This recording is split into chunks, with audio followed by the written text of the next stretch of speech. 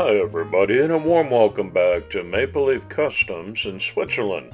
I'm Andrew, and on the bench today are all of my Indy cars in different makes, models, and styles. The May theme for the Four Horsemen invitational is Indy Racer and old paint, or throwback paint liveries. I started out with the Hot Wheels casting that was published as the car we'd use, but my old school plan was to go back to 1961, and the winner of the Indy 500 that year was A.J. Foyt in a rear-engine Gerhardt-Offy Indy car. Closest match I could find was this Matchbox No. 52 B.R.M. P261 racing car. Front wings and spoilers didn't come out on Indy cars till the 70s. So this is my entry for the May Four Horsemen invitational. That's Paul from the Diecast Graveyard, myself from Maple Leaf Customs, Tom from Caliber 50 Customs, and Harlan from Go Bear's Diecast Workshop, and we welcome this month's special guest horseman, Southpaw Diecast. Up next in June is the GMC Cyclone truck. Love you to participate every month, and all you gotta do is make your build and be sure to submit a real good high quality 16 by 9 glamour shot to that email address, and we'll get you in the recap video. There's really only two simple pieces here, and obviously I'm missing the original wheel, so I go into my $1 eBay stash and I pull out these Continental radial Matchbox tires. Look at that, raised lettering and all. They're gonna be just right. Best deal I ever got online, and it's gonna take a while till I use them up. Coming up on my channel, I want you to be sure to tune in for the OPA tribute build. We're keeping OPA's memory alive with this annual build. Also, a charity auction for St. Jude Children's Research Hospital. I'm submitting a Corvette Stingray, and I've got a super fast tire fryer coming up too. So hit that like button and get all subbed up so you don't miss any of these, mostly Saturday uploads. The Indianapolis 500 is an annual car race held at Indianapolis Motor Speedway in Speedway, Indiana, on a 2.5-mile oval circuit. The event is traditionally held over Memorial Day weekend. It's contested as part of the IndyCar Series, the top level of American open-wheel racing. The track itself is named the Brickyard, as the racing surface was paved in brick in the fall of 1909. 1 yard of brick remains exposed at the start and finish line.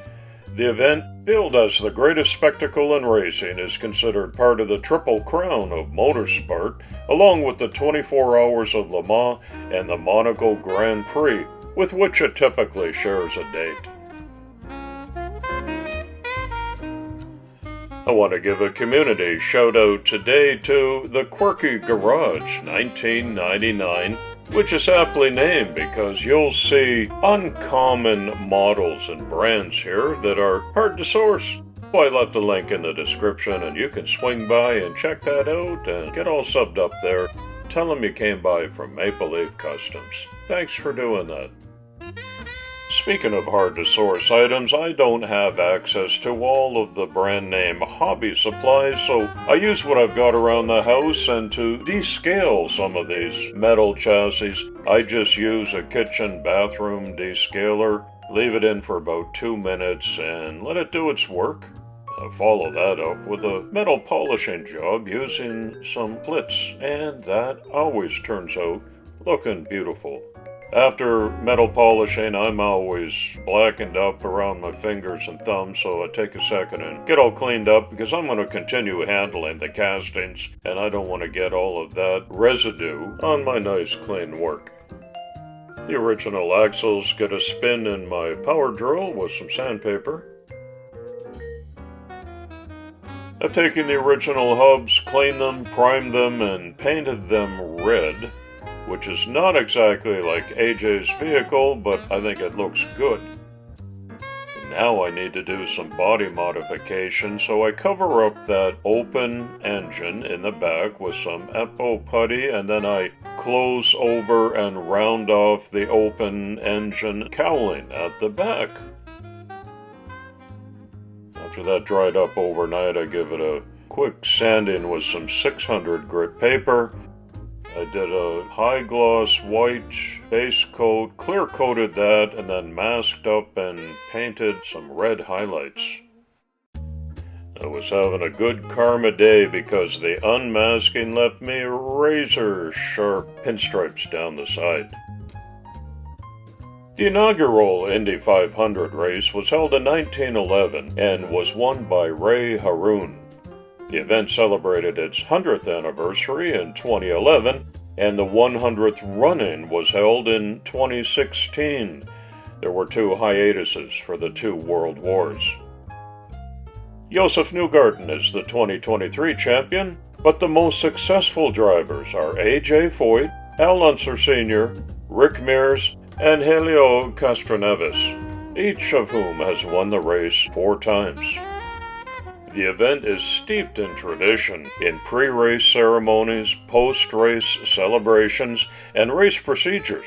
The most noteworthy and most popular traditions are the 33-car field lining up 3 wide for the start, the annual singing of the chorus of Back Home Again in Indiana, and the Victory Lane bottle of milk. Also unique is that qualifying requires the driver to complete 4 rather than 1 timed laps. The official attendance is not disclosed by Speedway management, but the permanent seating capacity is upwards of 250,000, and infield patrons raise the race day attendance to approximately 300,000. A.J. Foyt is the only driver to win the Indy 500, the Daytona 500, the 24 Hours of Daytona, and the 24 Hours of Le Mans. Foyt survived 3 major crashes that caused serious injuries and narrowly escaped a 4th. Foyt's success has led to induction in numerous motorsports halls of fame. We're getting close to the finish line as well, so I can put these refurbished wheels back together. I left them in some boiling water for about a minute to soften them up, and then I could just press them down onto the freshly painted and clear-coated hubs. I make sure to place the factory rounded axle ends on the same side for consistency. A piece of styrene serves as a roll bar and accuracy according to my Google Pics. And here's A.J. Foyt himself.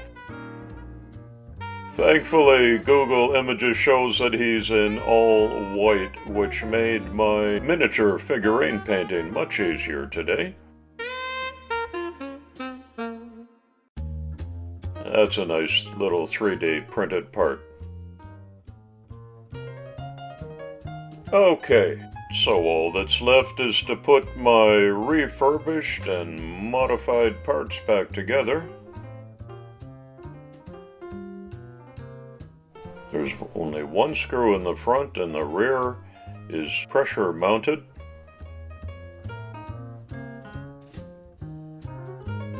After that was done, I attached the 3D printed exhaust pipe and the teardrop gas tank, and we can have a closer look.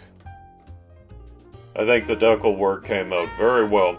Those were some intricate pieces that went on individually. And I think I captured the authentic look of the 61 racer that Foyt drove.